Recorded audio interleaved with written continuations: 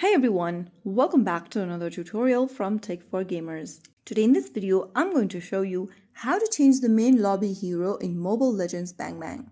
If you are looking for a way to change the lobby hero in Mobile Legends Bang Bang, then let me tell you that you will not be able to change your main lobby hero in Mobile Legends Bang Bang.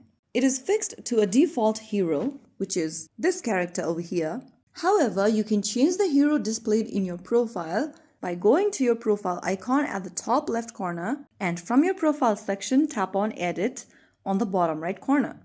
Once you are done and you are inside this page, go ahead and select a different hero you'd like in your profile. After selecting the hero, click on Confirm at the bottom right corner to confirm the hero, and then from now onwards you'll see a different character inside your profile. So that's the only thing you can do regarding changing a hero in your profile, but this will not be able to change the hero in your main lobby screen. So that is how you can easily do it. If you found the video helpful, don't forget to like, share and subscribe to our channel. I will be back again in the next episode. Thank you for watching.